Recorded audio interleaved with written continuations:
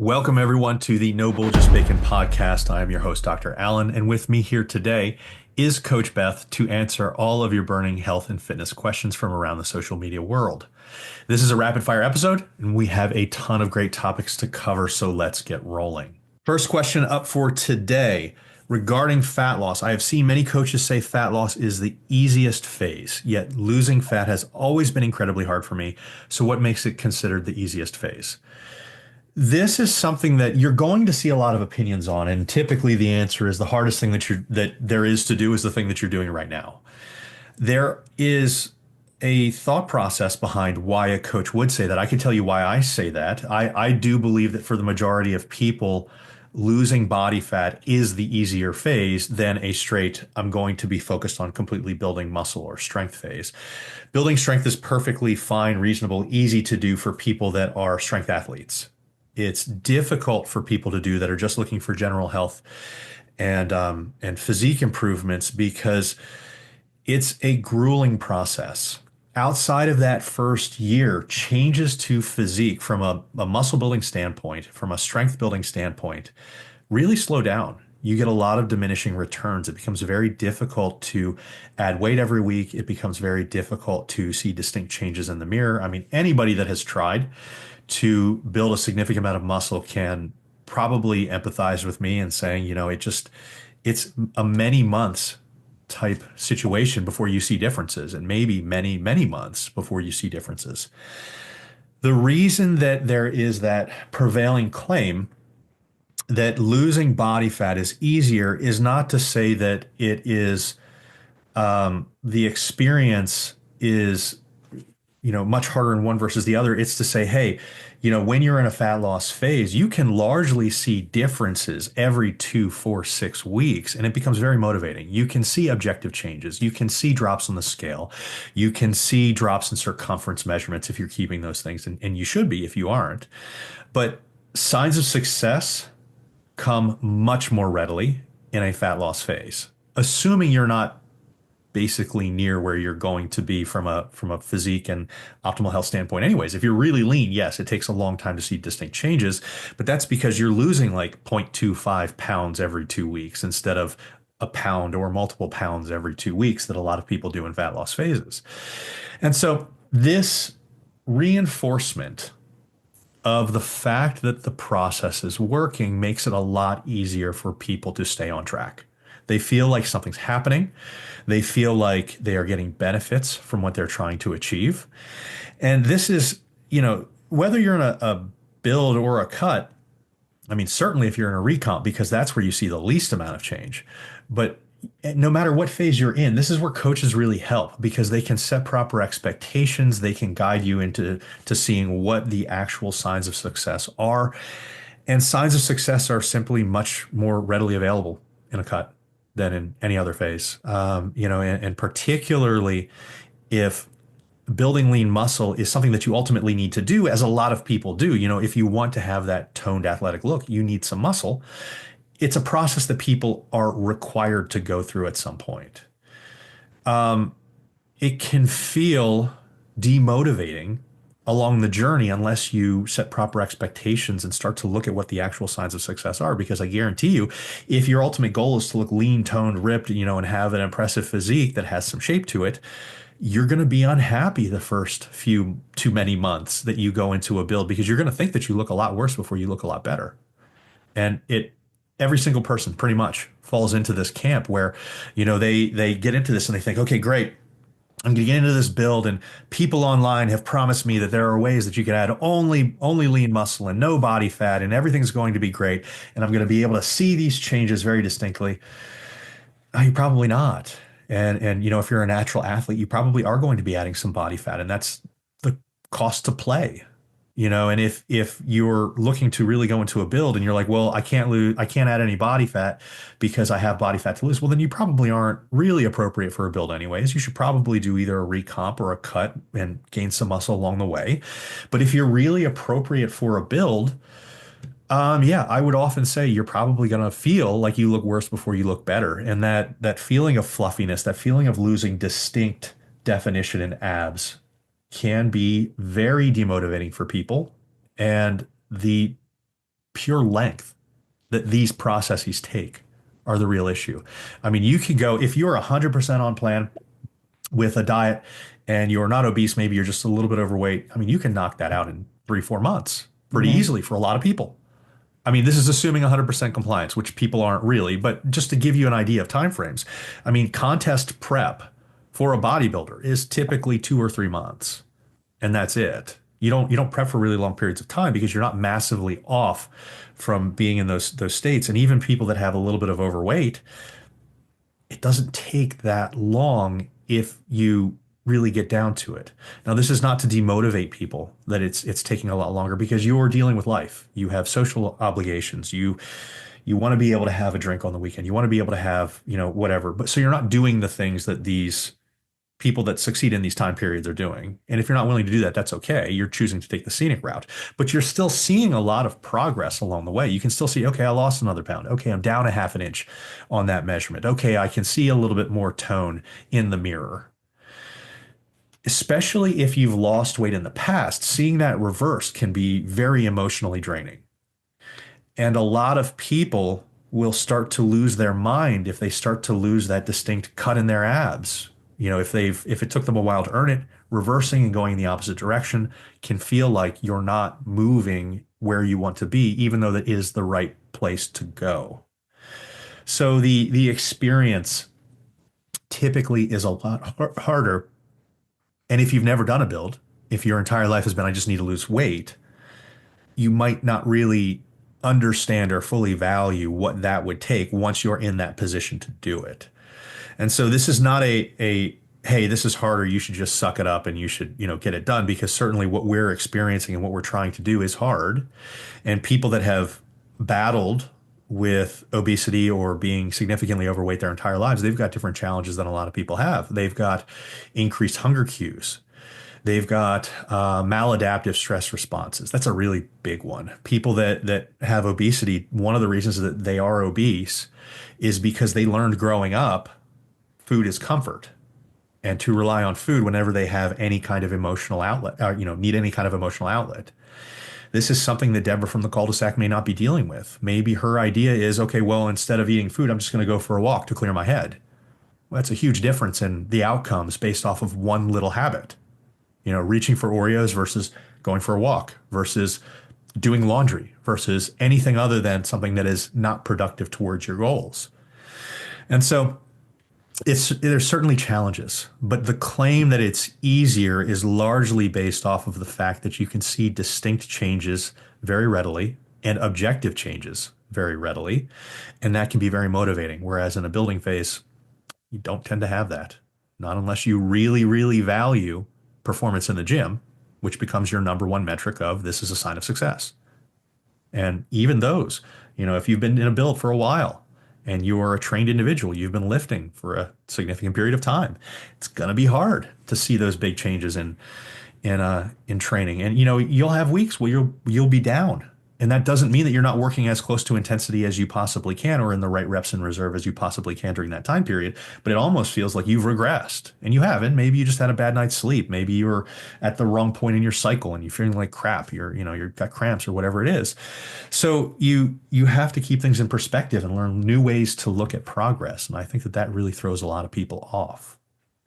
So now that I've ranted for a while, Beth, your thoughts? I mean, I'm sorry It, for monopolizing so much, but it's mentally more easy than it is anything else for all the reasons that Alan stated. It's mentally, you can literally tune out. So if you have a set calorie amount that you're supposed to stick to in a deficit and you truly stick to it, you adhere to it 100, 90 to 100% of the time, you can literally put your eyes down, put your head down and go and be done with it. It's easy in that sense that if you do what you're supposed to do, you're in and out, you're done. Super simple, really fast, versus a build that takes a minimum of 1 year. Like you have to, I mean, well, you I mean, we be typically ready all to. we typically always try to tell people like at least give it 6 months, but like people No, I really want to. disagree. I really disagree with that. Like if unless you're a complete newbie to lifting or on steroids, you need to give it more than 6 months. And I'm tired of like Dancing telling around people, I'm tired of telling people that that. you only need to build for 6 months. It's bullshit. You need to build for a minimum. If you've never done it before, you need to build for a minimum of 1 year. I'm sorry. Like you do. And And maybe longer if in you're certain not circumstances. usually longer. Honestly, when I say 12 months, I mean that is the bare minimum. You hit that 12-month mark, I would love for you to continue to fight through that. And every single client that I've had that does a build, I will push them through that 12-month. I usually push them closer to 14 to 16, to be very honest with you, Mhm. because I know that that's what they need. Mentally, it's very difficult to do that. So when somebody's talking about easy versus hard, they're meaning from a time perspective and they're meaning from a mental perspective. It's very difficult. Speaking as somebody who has done this, it is very difficult to watch yourself get what you would consider fat. I watched myself when I was a figure competitor. I went through a dedicated build for 16, I think I ended up going 18 months. And I went from 125 to 130 pounds to about 160. That is not an easy thing to see on the scale and then to be taking progress pictures in a bikini to send to your coach where you feel like you've got like love handles and chub and fat just like everywhere. Even though when I look back at those photos now, I legitimately laugh at myself because I'm Because like, you were not, you've got a better point of view. You've got a better yeah. perspective. And this is the thing that people will Like you run were in. not like I was not fat. Like I was Yeah. not like I looked a little bit puffy from just like water retention from because I think I was eating close to like 400 grams of carbohydrates a day. Like I was fluffy. I was retaining water. Like you can see that in my photos, but on no planet would I now looking back at those photos where I was 160 pounds at the height of my build and on no planet would I call myself fat. You have to remember that the lens that I was looking at this through was the lens of a 125-pound half marathoner. So yeah, 160 pounds of like pure beef is going to feel quite odd on Grade the A frame, American. right? Yeah, like prime rib, baby. Well, so But like I here's the like thing. it. Here's the thing too. I want to bring up that this perspective, I mean, this is a sign of really big growth, and we want this Mhm. for other people, but I want people to understand that even your coaches have gone through this. But Yeah, the fact that we went through these phases is what gives us the ability to talk about this with you and say what your thought process is probably off of reality. And the reason that you don't get to where you want to be is because you're not willing to do what it takes to get there. Because every time you start to add a little bit of body weight, you pull the parachute and you jump yeah, out. And what I really want to point out when we talk about this type of stuff, and I think that I've talked about this a little bit before, but my biggest concern, what I have seen is the biggest hang up for people when they're like, I have an ultimate physique that I want to be. One, they're comparing themselves to these people online that are all on drugs, and you're never going to match that unless you get on drugs. And this isn't an advertisement for getting on drugs, but this is to say, hey, have proper expectations when you do this type of thing. So if you are looking at that female, fitness influencer or that classic physique competitor and you're like, well, I want to look like that and I want to look like that all the way up to getting to where he is. I don't want to put on body fat. I want to look like that, just smaller, and then build all that way up. I mean, get ready for multiple years yeah, of needing to do that because you're going to slow your rate of progress, which means you can yeah, do a more lean build, but you're going to have to be in less of a calorie surplus. You have to be hella patient on that one. yeah, And so one of the other things that I really want to point out is people think they get the misidea. It's not even a word. They get the misconception that a depleted look is what people look like. And this is the hardest conversation that I have with probably 60% of my clients. They'll come in and they'll be like, I want to look like her or I want to look like him. And I can tell that the picture that he has posted is either with a filter on, is under the right light, they are sucking in their stomach, they're flexing as hard as they possibly can, and they've dehydrated themselves to take the best looking picture possible. And they might be at the very bottom of a deficit when taking that picture. That is not what they look like every day. you're setting a standard for yourself that is impossible for these people, even on drugs, to maintain 24/7. You expect, I want to look and feel how I do when I'm at the bottom of my cut all the time. It's not going to happen. It never will, because that's not you. And people hate hearing that. They hate hearing that that is Yep. not them. Yep. They're like, fuck Allen, I'm going to go find another coach. And then that other coach works with them and they're super happy for those 3 months. They're in that cut. And then they're like, this isn't really sustainable. Like I can't go down any lower and I can't build any muscle because I've been so low for so long. You're not at, it's not you. A Yeah. depleted you is not you. You that's dehydrated and doesn't have any muscle glycogen is not you. When you go back to a maintenance level of calorie or above, you're going to pull in water. You're going to pull in muscle glycogen. You're going to fill out a bit. You're going to lose that super distinct cut in your abs. If you're lean, you're going to maintain some of it, but you're certainly going to lose some. And the second that happens, everyone's like, I'm bloated. You're not bloated. That's what you look like. You're just not accepting that that's what you look like. You're not understanding that when people are taking these pictures online, they're sucking in their gut and they're flexing as hard as they possibly can. They're doing that vacuum work. That's not what their stomach looks like. Having a bulge down there at the bottom is normal on everybody, including those guys. And it's just something that people don't want to accept. And so this is a difficult thing for people to accept when, you're going into these builds and they become a really difficult thing. And we're kind of going off on a little bit of a tangent, but I think that that's a good conversation to have regarding this topic is that yeah, it takes time. I mean, I have a client and he wouldn't mind me mentioning this, named John, that has been working with me for maybe 2 years, and he's been in a build for 2 years. He started at 150 pounds. He's 100 and almost 95 pounds now. And he's got a little bit more body fat. He doesn't have a whole lot compared to when he started because he trusted the process. And I was like, are you feeling uncomfortable? And he's been one of the few. It's been like, no, I'm good. And so he's built a ton of muscle and he looks better than he ever has. He's feeling better than he ever has. I mean, he just sent me a video the other day where he was picking his kid up by one arm straight up over his head into a full overhead press. And he did it effortlessly. And, this is something that 2 years ago, there's no chance that he would have been able to do that. And so there's all of these benefits that people get if you just trust the process and you go forward. And it's funny because with him, he's the opposite of what I typically work with, where, I try to get people to go into a calorie maintenance or surplus and view it as something beneficial. And with him, I'm like, do you want to cut? And he's like, no, I'm good. And so that's absolutely perfect. And so it works out and it's benefited him. But it would benefit a lot of people to put aside a year or maybe more, unless you have a lot of body fat to lose, then don't do that. But it's something that people should put aside. But it is difficult because it's just something that's difficult to wrap your head around, and then you don't get those reinforcing signs that it's working, and then every 2 weeks you question whether you should quit because you don't see the extra muscle. Well, you're not going to, not in 2 weeks. I mean, multiple months maybe, but not in 2 weeks. And so going from being relatively lean or not overweight and then putting on a little bit of body fat, having that obscure your cut is going to make you look smaller. It's going to make you look like you have smaller muscles. So some people even freak out and they're like, I'm eating more food and I'm getting like smaller. No, you're not. You're just not displaying the cut that makes it look bigger, even though your muscles are probably getting bigger and stronger during this period. Anything else to add to that one, Beth? Mm-mm. Okay, so there's another one in another. We're going to skip one question and go to this one because this is actually a little bit in line with what we've been talking about here. Why is belly fat the last to go?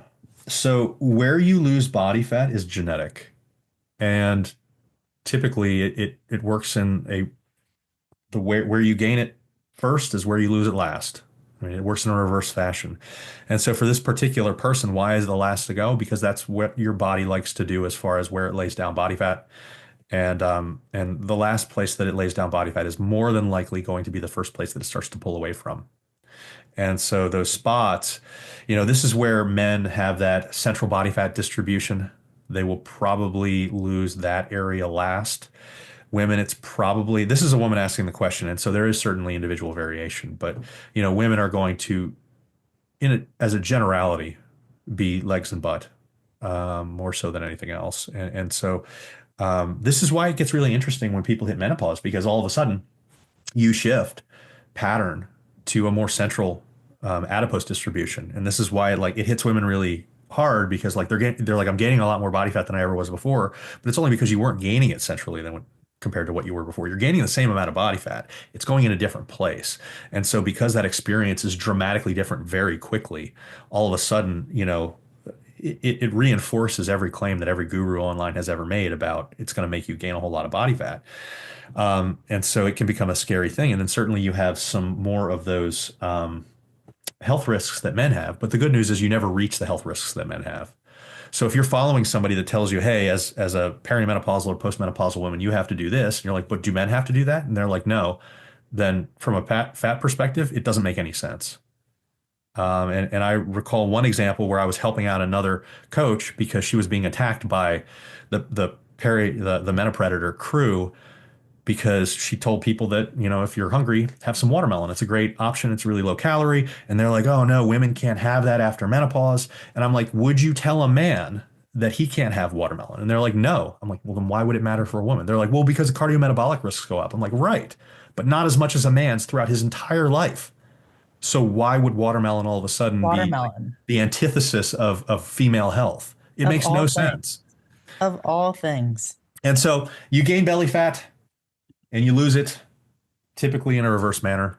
And there's nothing you can do about it. You can't really spot target fat.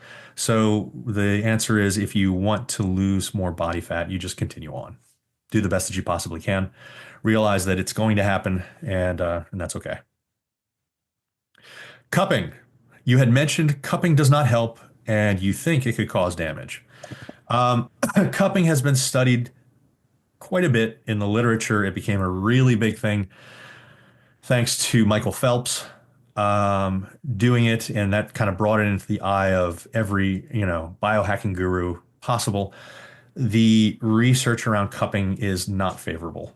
What they ended up finding is that it's essentially, what it is a hickey. And so you would never think giving yourself hickeys would be a benefit to health. What it does is it damages capillaries. It can cause some low-grade burns, but the heat is not typically the issue with it. The issue is typically redundant damage to the tissues because it's literally damaging your tissues. That's all it does. And so why would we think that damaging your tissue would be a good thing? And the answer is it probably isn't.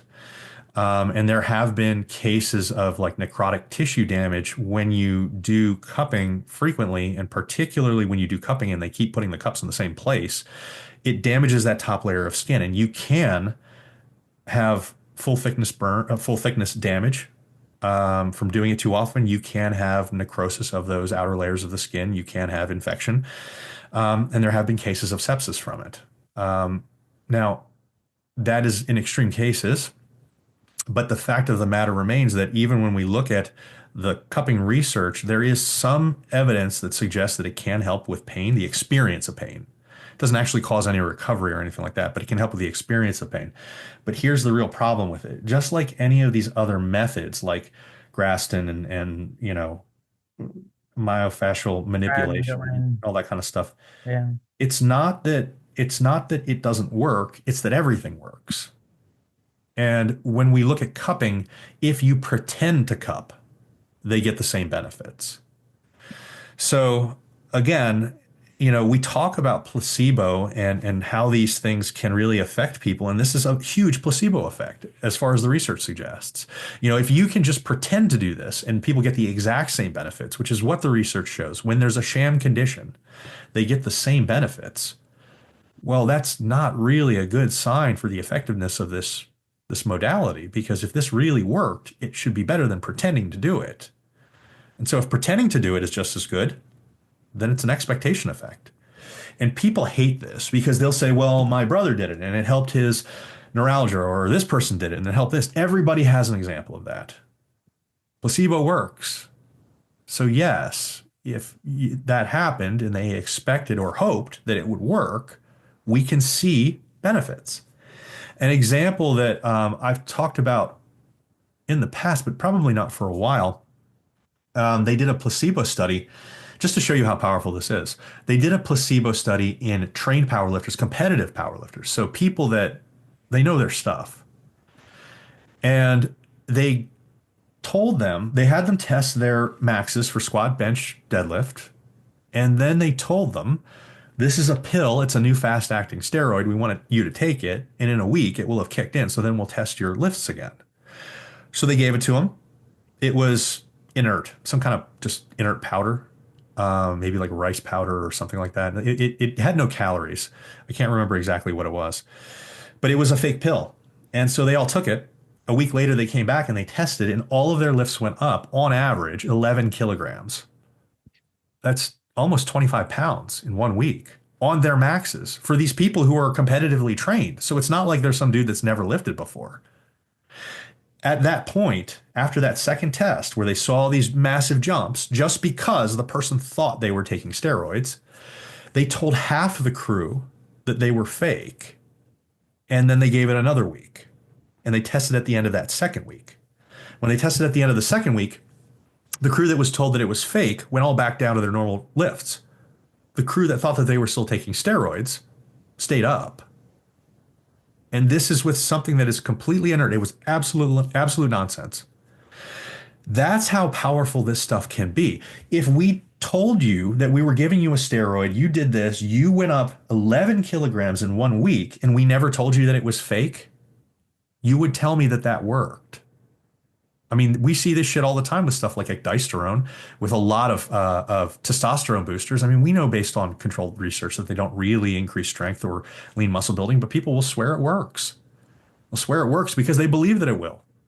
And just having a positive mindset is major. And so when we look at cupping is one of those things that there's not really anything that is you know, um, like that could influence us into thinking, okay, well, this probably works really well and we're just not doing it right, or anything like that. Like there's no real question about that. It just looks to be that we're injuring ourselves for the pure sake of injuring ourselves because Michael Phelps did it.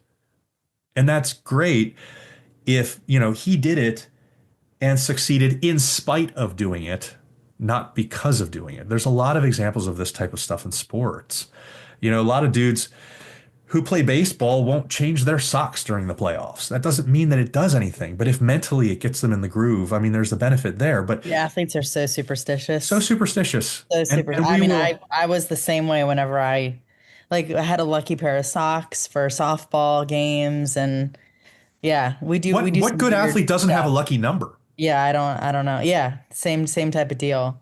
Like you How couldn't quickly like did Jordan drop from 45 back to 23 when he had the ability to get back his old number? yeah, and there's stuff like like a lot of the like the whole no shave November thing that happens Yeah. in November every year. A lot of the baseball players did that as like that started as like a superstition. Yeah.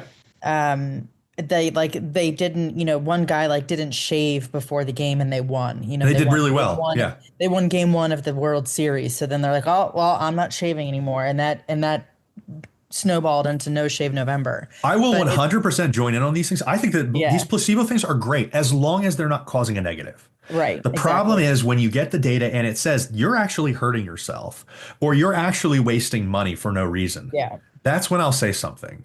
yeah, Because people will be like, well, it's placebo, then don't, why does that matter? It matters when it's tricking people into doing something under false pretenses. yeah, And when there are negatives involved, all of a sudden you no longer can't stay silent about it.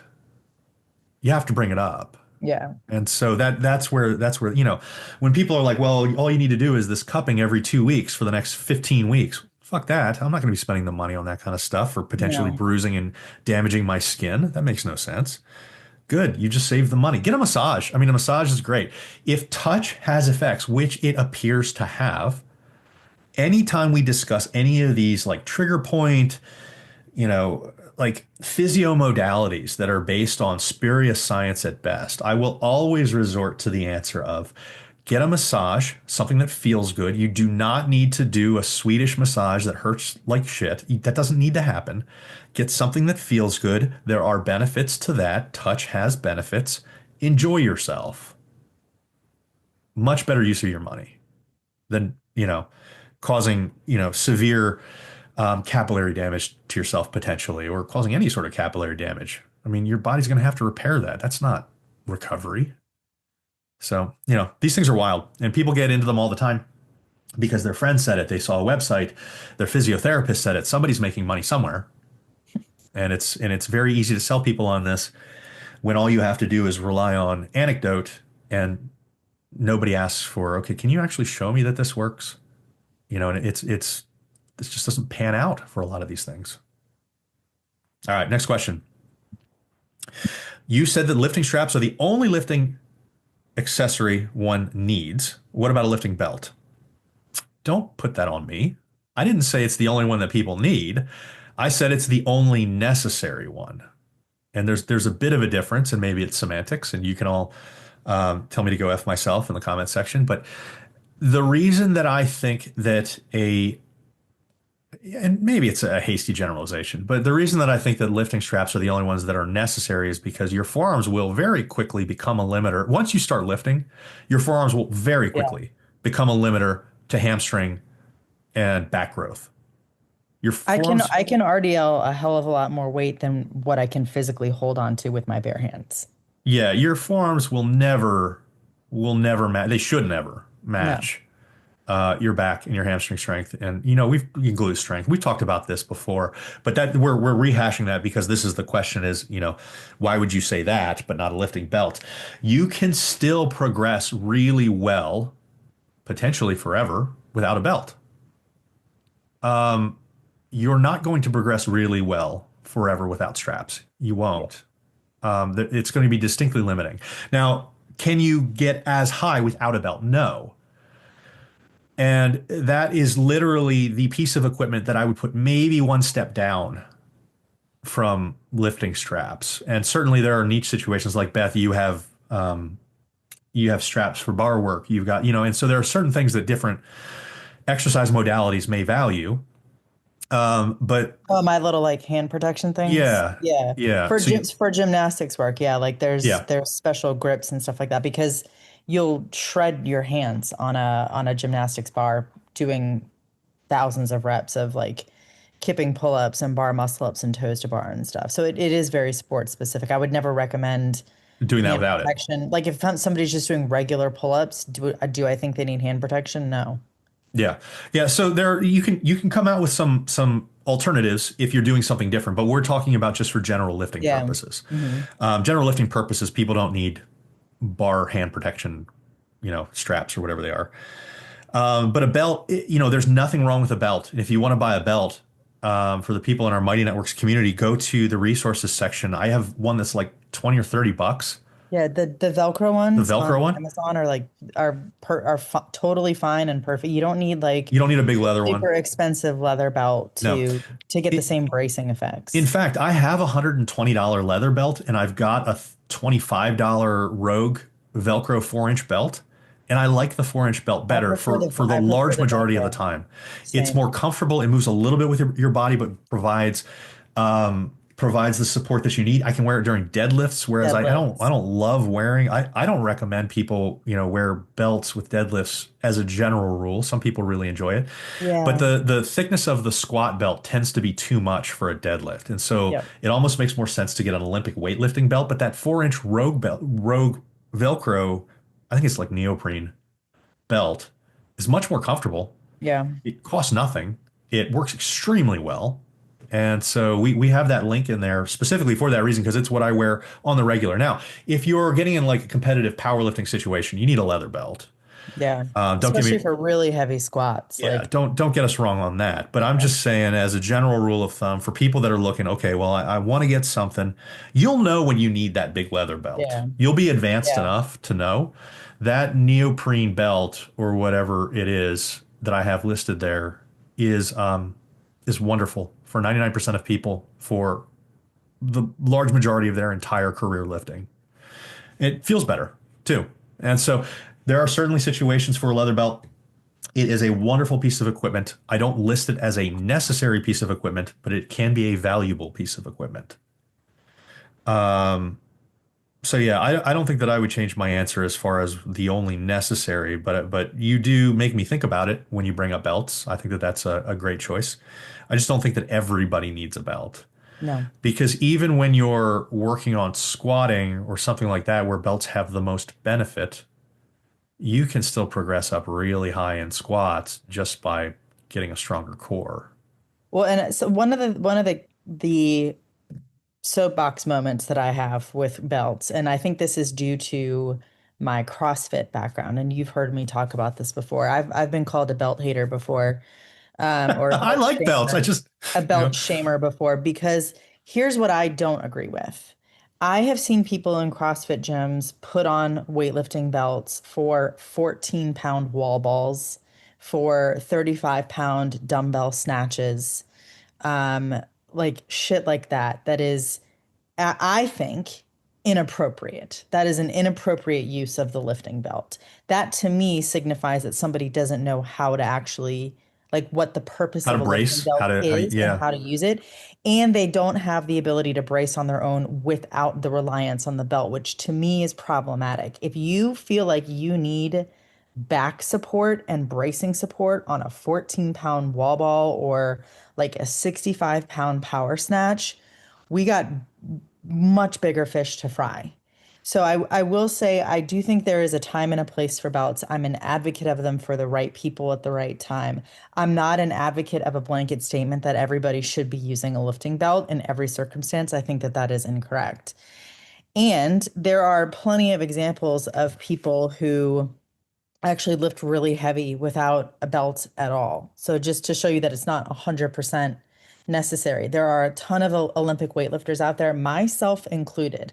I actually stopped wearing a belt during my cleans, probably halfway through my weightlifting career, because with all the technique work that I had done, my bar path changed. And when I would pull the bar up, so when the moment that it made contact at my hips, when I was getting my elbows under to receive it in the front rack, it actually used to catch on the, like I was keeping the bar so close to me, which you should be doing, that it would actually hit the underside of the belt and I would lose the lift. I wouldn't even be able to get it racked.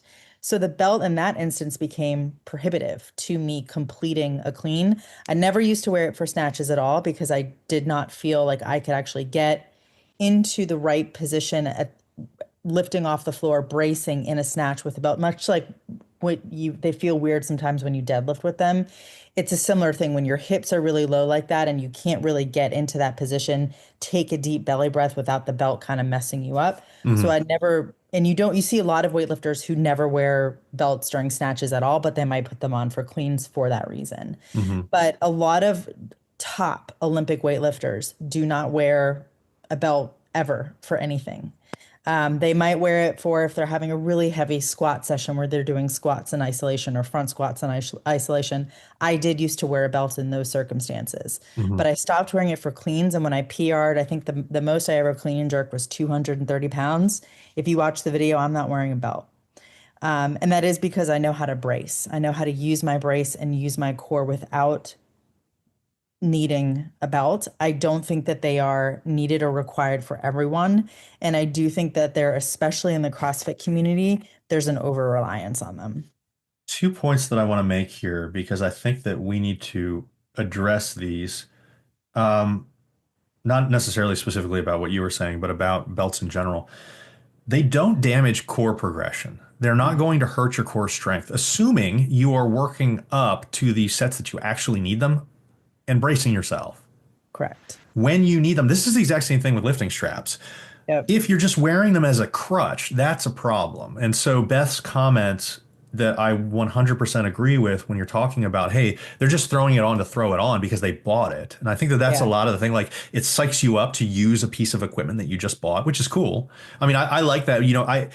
Giving, going back to, some of the things where like people have, um, they have successes, they have stresses in their life, and they want to give themselves a reward. And a lot of times people choose food. How about you choose like lifting straps or a belt? Like I like these kind of like positive reinforcement things that push you towards becoming a better version of you. These um, these can be used really well, and I know that people really want to use these as much as they possibly can once they invest in them until like that novelty of it being something new wears off. We see this all the time with Sable every time we give her a toy. You want to play with it as much as you possibly can. That's cool. Hyperfixation. Yeah, but don't do it as like something that's going to impact your ability to progress. Okay. Yeah. So the concern that belts will limit core progression, core strength progression is false. And I mean, that's what the research shows. But in the research, we're actually using it when it needs to be used. They're not just using it to use it, you know. Secondly, and a really important thing that I wanted to touch on as far as this goes, um, the technique is different with a belt than without. Hmm. And a lot of people don't realize that. And so they kind of jump between the two, or they only use a belt. And then when they need to lift without the belt, they're kind of lost. And they're like, okay, well, I hurt my back and I hurt my back, but I don't hurt my back when I wear a belt. Therefore, the belt is protecting my back. No, you didn't learn to brace correctly anyways. Correct. And That's you my didn't issue. learn that there's a difference between Yep. how you're completely different. In fact, opposite. You Yep. brace in a completely opposite technique when you're lifting without a belt versus when you're lifting with a belt. Yep. When you're lifting without a belt, think about sucking your navel into the back of your spine, getting ready to take a punch to your gut. That you're standing up in a squat, suck that navel in, tense that stomach as if you're going to get punched in the gut. I said this once in our Facebook group and I got banned for 3 days because the algorithm said, oh, you said punched in the gut, therefore you're a bad person. I can say it on this podcast, which is nice because it's a wonderful cue for it. It really kind of like makes you think, okay, essentially vacuum my stomach in a little bit, tense really hard, get ready to take a punch. People get that. With a belt, think of the belt as a rubber band that you've put around something like a Coke can. Your stomach is the Coke can. The pressure from inside is pushing out against that belt. When you are putting the belt on correctly, and this is something that a lot of people when they're learning to use a belt don't do correctly anyway. So this is a really good thing to think They about. put it on in the wrong place. Put it on the wrong place. Typically, you want it slightly above the belly button area, not down at the hips. If it's that low, you can't inflate and extend your gut essentially into the belt to create the pressure. But you're pulling air into your stomach essentially instead of into your lungs. Pull air into your stomach, extend that stomach into the belt. Now, what's Yeah. really important about doing this to do this properly is when you're putting the belt on, you actually do suck in your stomach a little bit when you're tightening that belt. So there is passive tension when you're just sitting there. It should be a little tight. Shouldn't Yeah. pass out. You should kind of feel like a little busted can of biscuits Yes. when you have one on. And you should not look good. No, you should Your have your like your fat body rolling fat over should the be top of on it. like Yeah. yeah, on the bottom and the top. It's always really Yeah. unflattering when you like You if you've truly braced with a belt on, like you like look you're terrible. a chunker. Yeah, you look awful. And it's really funny because clearly when you've got the belt on, you're going for like your biggest lift. So you want to Yeah. record it and you want to post it and Yeah. you're like, I look like shit. I'm like, I And you're look like, like yeah, a well, that's what it looks like when you're wearing the Pillsbury belt properly. Doughboy. Yeah. So you breathe in a little bit, you tighten that belt down, however it tightens, whether it's a clamp lever, whether it's, set that lever so it tightens in and it's a little bit uncomfortable there. If you're really comfortable when you put your belt on, it's not on right. Yeah. It should feel a little bit Should tight be tight. and maybe for people who have not done it before, it should feel a little bit too tight. I'm not saying like it's kind of hard to give this cue and not have people like go nuts with it. But like if we don't say it shouldn't feel super comfortable, you do too little, and then you don't get the benefit out of the Yeah. brace. And so you want it to feel pretty tight. Some people have like finger rules where they're like you should be able to get like a finger or two in between. But I think that just sucking your stomach in a little bit, tightening it so it's firm in that sucked in position is right for most people. And then you get under the bar and you pull air into your stomach and you push that stomach out and you're actually pushing against the wall of that belt. That's what creates the stability in your spine. You're not sucking in. If you're putting on a belt and you're sucking in, the belt is doing nothing. It's not working. And so they're completely different techniques. And you need to learn both. And I don't think the beginners really need to run out and get belts. I think it's really important for them to be um, learning how to do that kind of brace. But then the belt bracing is a different learning curve, and I think that certainly people can reach for the straps sooner probably than they should be reaching for the belt. But even then, learning to go for maybe 6 months without the straps is probably a good idea. Build up some of that strength in your forearms because your forearms are going to be unfortunately really weak, and it's something that your body needs to adjust to. But after that time period, yeah, get a belt, get a squat, get straps, get a belt, learn to do them correctly, learn to use them correctly, not just the technique for using them, but when to incorporate them, and then actually benefit from these things because they're all really big benefits. You just have to use them correctly. All right. Um, Another question that is in line with that, I'm going to kind of go out of order here. What are some good exercises to improve grip strength? Beth, do you want to go first before I steal all of them? Or do you want me Um, to go so you can think? go so I can think. Okay. I'm going to leave you a few probably because there's only so many. Yeah. Double overhand deadlifts. People move away from these a lot, whether it's RDL, whether it's just a conventional deadlift, whether it's sumo, everybody immediately wants to go to switch grip because all of a sudden it is much easier to hold onto the bar. If the goal is to improve grip strength, you can do the double overhand grip. Now, yes, you're probably not going to be able to tax the rest of your body as much, but if the goal is grip strength, maybe you throw this in at the end of a workout and you use it mainly for grip strength, maybe a little bit of just finishing off the back or the glutes or whatever it is. I wouldn't use this as like my primary, or a replacement for regular deadlifts, but this is a good way to incorporate those. Wrist roller. I really like wrist rollers. I think that it is probably my favorite piece of gym equipment that nobody thinks about. It is super effective. Nobody thinks about it because it's stupid. You can literally make it yourself. You just need like a few pieces of iron and a stick, and you can drill a hole in a little rope and like put it in and just make the wrist roller. But you can buy them pretty easily online. I don't know if we have one of those in our resources section. If we do, check there. I might have one specifically in there that you guys can look at. I'll look But and see. but that's a really really good one. The other thing that I'm going to say, and I'm going to leave out a couple obvious ones for Beth, but the other one that I'm going to say is plate pinches.